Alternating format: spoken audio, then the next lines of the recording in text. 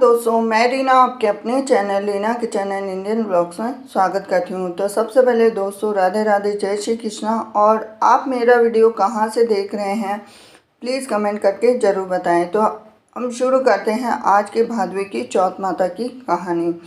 एक साहूकार के एक बेटा बहू थे। बेटा व साहूकार दोनों ही कुछ भी कमाते नहीं थे। बड़े बूढ़ों का धन था, उससे काम चलाते थे। जब भी बहू बाहर कचरा डालने जाती तो पड़ोसन उससे पूछती, बहू आज क्या खाना खाकर आई हैं?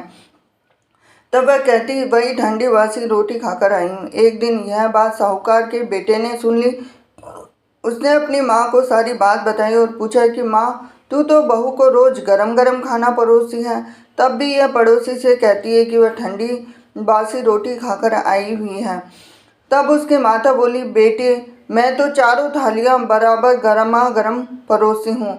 यदि तुझे मुझ पर विश्वास नहीं है तो अपनी आंखों से देख लेना। तब दूसरे दिन बेटे ने तबीयत खराब होने का बहाना बनाया और चादर ओढ़कर लेट गया। उसने देखा बहू ने गरम खीर खांड के भोजन किए। बहू नीचे उतरी तो बेटे ने उसका पीछा किया। तो पड़ोसन के पूछने पर बहू ने पड़ोसन से वही बात दोहराई। तब उसका पति उठा और उससे कहने लगा कि अभी अभी तो गर्मा गर्म खाना खाकर गई है और तूने पड़ोसन से झूठ क्यों कहा कि मैं ठंडी बासी रोटी खाकर आई हूँ। तब उसकी विद्वान पत्नी ने कहा कि यह न आपकी कमाई हुई रोटी है न आपके पिताजी की। यदि इस तरह बैठे बैठे धन को खर्च किया जाएगा तो कुएं के पानी की तरह एक दिन पूरा धन समाप्त हो जाएगा। तब उसका पति विदेश कमाने के लिए गया। पीछे से उसकी पत्नी 12 महीने का चौथ का व्रत करती थी।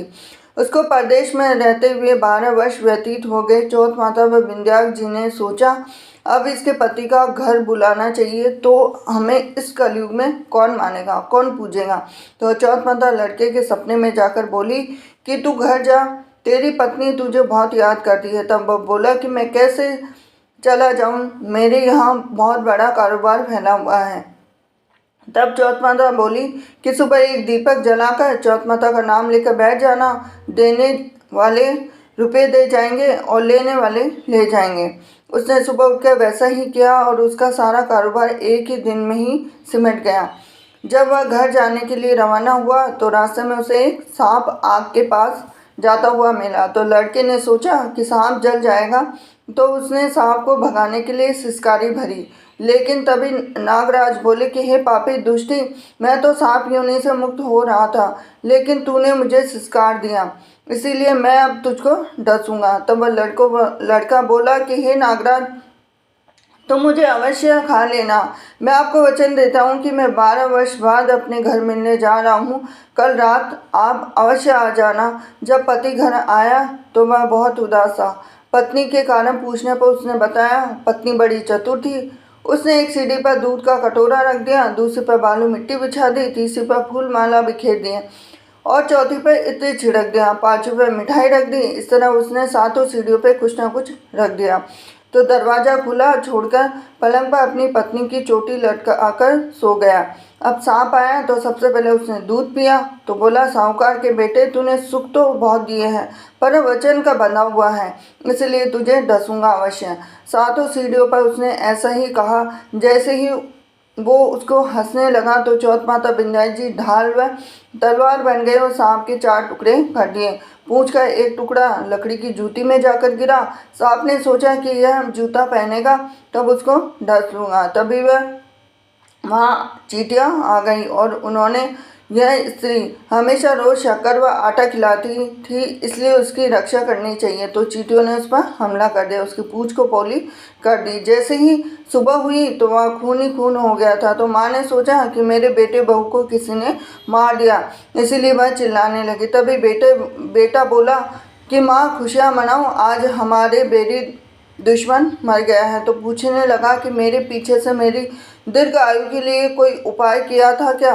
तब माँ बोली, मैंने तो कुछ भी नहीं किया। तो पत्नी ने पूछने पर बोली कि 12 महीने की चौथ माता का व्रत करती थी, इसलिए चौथ माता व विंध्याचल जी ने हमारी सहायता की। तब सास बोली कि यह झूठ बोलती है, रोज़ मैं इसे 4 बार रोटी देती थी, फिर भी इसने चौथ का व्रत कैसे किया? तब बहन बोली कि एक बार एक गाय को देती, एक मैत्रानी को देती, एक जमीन में गाड़ देती और शाम का खाना मैं चंद्रमा को अर्घ देकर खाती। यदि विश्वास नहीं है तो पूछ लो। तब गाय माता से पूछा तो हंसने लगी। पलाश के फूल उसके मुंह से गिरने लगे। जमीन में खोदकर देखा तो रोटियों की जगह सोने के सिक्के थे। मैत्रानी से पूछा तो उसने भी हाँ भर दी। चौथ माता उसके पति की रक्षा हुई, वैसे हम सबकी करना और सबकी मनोकामना पूर्ण करना। इसके बाद विनायक जी की कहानी कहते हैं। चौथ माता की कहानी की सुनने के बाद में गणेश जी की कहानी अवश्य सुननी चाहिए। तो एक गांव में एक बुढ़िया रहा करती थी जो बहुत ही गरीब थी, साथ ही दृष्टिहीन भी थी और उसके एक ही बेटा था जिसकी शादी हो गई थी। बुढ़िया भगवान गणेश की बड़ी भक्ति। एक दिन गणेश जी प्रकट होकर बुढ़िया से बोले कि बुढ़िया माई, मैं तेरे से प्रसन्न हूँ, जो मांगना है मांग ले। इस पर बुढ़िया बोली, मुझे मांगना नहीं आता, कैसे क्या मांगूँ, मुझे कुछ समझ नहीं आ रहा। तब गणेश जी ने कहा कि अपने बहू बेटे से पूछ लेना क्या मांगना है। तब बुढ़िया अपने बेटे के पास गई तो उसने सब बता दिया। पुत्र ने कहा कि माँ तू धन मांग ले। फिर तू बहू से पूछा तो उसने कहा कि तू नाती मांग ले। और बुढ़िया ने सोचा कि ये तो सब अपने अपने मतलब की बात कर रहे हैं। फिर बुढ़िया ने पड़ोसन से पूछा तो उसने कहा कि तेरी जिंदगी तो थोड़े ही दिन की बची है, धन और नाती मांग कर क्या करेगी, तो अपने लिए आंखों की रोशनी मांग ले, जिससे तेरी जिंदगी के बचे हुए दिन अच्छे से निकल जाए। तब बुढ़िया जाकर गणेश जी से बोली, अगर आप प्रसन्न हैं तो मुझे 9 करोड़ी की माया दे, निरोगी काया दे, अमर सुहाग दे, आंखों की रोशनी दे, नाती दे, पोता दे, सब परिवार को सुख दे, अंत में मौज प्रदान करे। तब गणेश जी कहने लगे, बुढ़िया माँ, तुमने तो मुझसे ठग लिया है, लेकिन मैं तेरी सारी मनोकामनाएं पूर्ण करूँगा। इस तरह से बुढ़िया माई की सारी मुराद पूरी है। गणेश जी महाराज जिस प्रकार अपनी बुढ़िया माँ को सब कुछ दिया, वैसे सभी को देना। जय हो चौथ माता की जय हो, गणेश जी महाराज की। वीडियो अगर आपको पसंद आया तो वीडियो को लाइक करें, चैनल को सब्सक्राइब करें, बेल आइकन प्रेस करें। और आप मेरा वीडियो कहाँ से देख रहे हैं प्लीज़ कमेंट करके बताइए। और जय चौथ माता जय गणेश जी महाराज जरूर लिखें। हरे कृष्णा।